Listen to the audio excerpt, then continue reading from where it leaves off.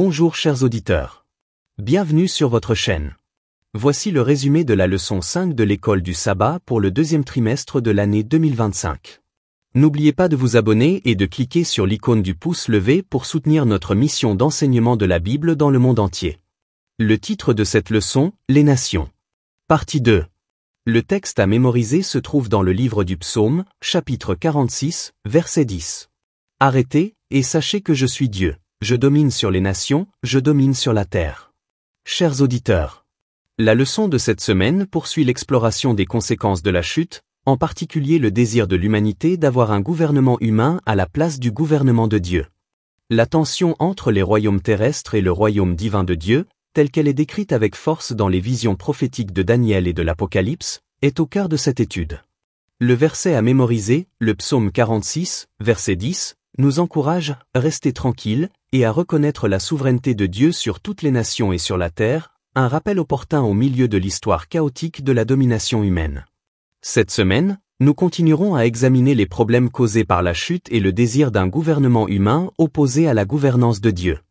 Ces vérités sont puissamment révélées dans le livre de Daniel, qui montre que Dieu avait raison lorsqu'il a averti son peuple de ce qui arriverait s'il se détournait de lui et choisissait des monarques terrestres à la place. C'est exactement ce qu'ils ont obtenu, des monarques terrestres et des pécheurs dominant des pécheurs, ce qui n'est jamais une bonne combinaison. L'après-midi du sabbat. L'origine de la rébellion et de la gouvernance. L'introduction prépare le terrain en abordant une erreur théologique, l'idée que Dieu a voulu la chute pour démontrer son amour par la croix. La leçon rejette cette notion comme « misérable », en soulignant que le péché et la rébellion n'ont jamais été la volonté de Dieu. Au contraire, l'Éden était un paradis d'instruction directe et de communion joyeuse avec Dieu. Le rejet par l'humanité de la règle de Dieu a initié une longue histoire de lutte sous une gouvernance humaine défectueuse. Cette semaine, la leçon s'appuie sur les visions de Daniel pour souligner la futilité d'une telle gouvernance par rapport à la règle divine. Dimanche. Le tout premier commandement. Genèse 2, versets 9 à 17, décrit le premier commandement de Dieu à Adam et Ève, ne pas manger de l'arbre de la connaissance du bien et du mal.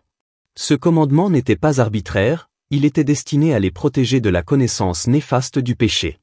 Le jardin d'Éden devait être une école de confiance et d'instruction divine. Cependant, le désir de l'humanité de déterminer le bien et le mal de manière indépendante a jeté les bases du rejet du gouvernement de Dieu. Ce schéma s'est répété lorsqu'Israël a exigé un roi, préférant les dirigeants humains à la direction divine. Le livre de Daniel souligne par la suite les dures conséquences de ce choix, décrivant l'ascension et la chute des empires comme le résultat direct d'une telle rébellion. Lundi. Daniel 2 et la vision prophétique de l'histoire. Dans Daniel 2, le roi babylonien Nabuchodonosor rêve d'une statue faite de divers métaux, représentant les empires mondiaux successifs, de Babylone au royaume fragmenté de fer et d'argile. Beaucoup d'étudiants en prophétie ont remarqué que les métaux dans Daniel 2 vont du plus précieux au moins précieux. L'or se dévalue en argent, l'argent se dévalue en laiton, et le laiton en fer, jusqu'à ce qu'il ne reste plus que du fer et de l'argile. Charles Darwin, Karl Marx et d'autres penseurs du XIXe siècle ont tenté de nous convaincre que l'humanité est en quelque sorte en train de progresser, que nous évoluons biologiquement et socialement. Et même si, à certains égards, l'existence humaine s'est améliorée, au moins sur le plan physique, qui peut réellement envisager l'avenir de ce monde, tel qu'il est aujourd'hui dirigé et gouverné, avec beaucoup d'optimisme en ce qui concerne la paix, la sécurité et la prospérité? L'image montre le déclin de la domination humaine, de l'or aux matériaux de base, ce qui contraste fortement avec l'idéal de progrès promu par les Lumières. L'idéal de progrès promu par les penseurs des Lumières. Malgré les progrès scientifiques et technologiques, le déclin moral se poursuit, prouvant l'insuffisance des systèmes humains. La pierre qui détruit la statue et devient une montagne représente le royaume éternel de Dieu, qui remplacera finalement toute domination humaine. Cette vision rappelle aux croyants que les pouvoirs du monde passeront, mais que le royaume de Dieu perdurera. Leçon du mardi. Daniel 7 et le chaos des nations. Daniel 7 présente une vision différente mais parallèle à celle de Daniel 2, cette fois-ci du point de vue de Daniel plutôt que de celui de Nebuchadnezzar. Ici, 4 bêtes émergent de la mer agitée, représentant les puissances païennes chaotiques.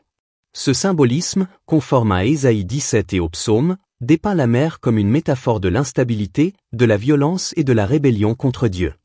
Les bêtes représentent les empires nés des conflits humains. Notamment, le chaos atteint le peuple de Dieu, les bêtes viennent sur la terre.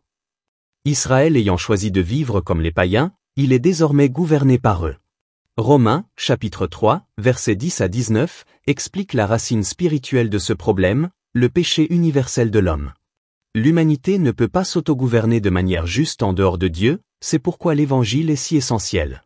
Bien que, historiquement, certaines nations aient été meilleures que d'autres, et que certaines époques aient été plus paisibles que d'autres, la grande majorité de l'histoire des nations, des peuples et des empires a simplement consisté à passer d'une tragédie à l'autre, d'un oppresseur à l'autre. Et tout cela s'est souvent déroulé sous la houlette de dirigeants qui ne prétendaient avoir que les meilleures intentions pour leur peuple. Quel contraste avec le régime que Dieu avait voulu pour son peuple, si seulement il l'avait choisi. Mercredi. Entre terre et mer. L'imagerie de la terre et de la mer se poursuit dans l'Apocalypse.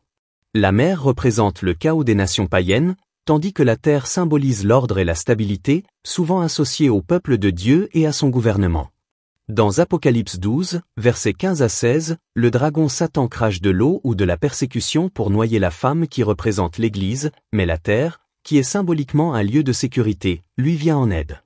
Cela est interprété comme la montée du Nouveau Monde, en particulier des États-Unis, en tant que refuge pour les persécutés. Apocalypse 13 présente un système à deux bêtes, la seconde bête montant de la terre et ressemblant d'abord à un agneau, symbole de liberté religieuse, mais finissant par parler comme un dragon, un persécuteur. Cette transformation illustre comment même les nations fondées sur la liberté religieuse peuvent devenir des outils d'oppression lorsqu'elles rejettent la gouvernance de Dieu. Leçon du jeudi. Prophétiser à nouveau. Apocalypse 10 décrit un ange puissant tenant un livre ouvert, probablement le livre de Daniel, qui avait été scellé jusqu'à la fin des temps. Cet ange a un pied sur la mer et un autre sur la terre. Cela pourrait faire référence à l'idée que le message couvre le monde entier, à la fois l'Ancien et le Nouveau Monde. Cela peut aussi faire référence à l'idée que ce message s'adresse à toutes les nations, celles qui vivent sur la terre et celles qui vivent dans la mer, païennes. Cette scène est étroitement liée à l'essor du mouvement de l'Avent au XIXe siècle. L'ange se tenant à la fois sur la terre et sur la mer renforce l'idée que le message final de Dieu est mondial.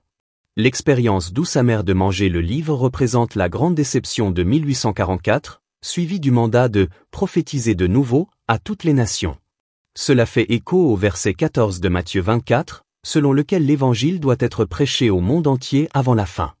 La leçon souligne que la pierre de Daniel 2 frappera et détruira un jour les royaumes de ce monde, inaugurant le règne éternel de Dieu, dépourvu de péché et de mort. Vendredi. Poursuite de la réflexion.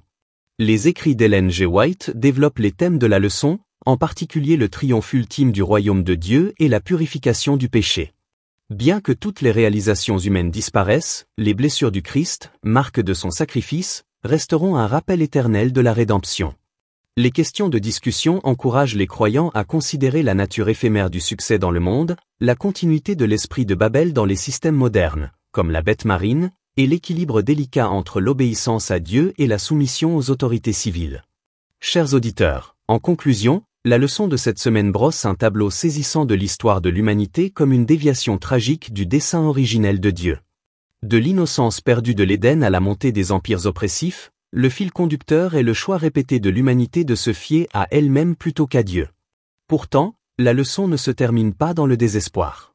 Les visions prophétiques nous rappellent que Dieu est toujours aux commandes, conduisant l'histoire vers une restauration culminante. Son royaume éternel est assuré.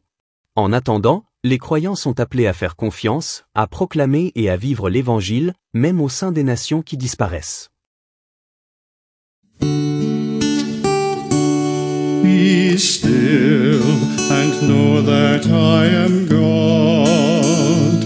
I will be exalted among the nations. I will be exalted in the earth. Psalm 46 verse 10. Be still and know that I am God. I will be exalted among the nations. I will be exalted in the earth. Psalm 46 verse 10.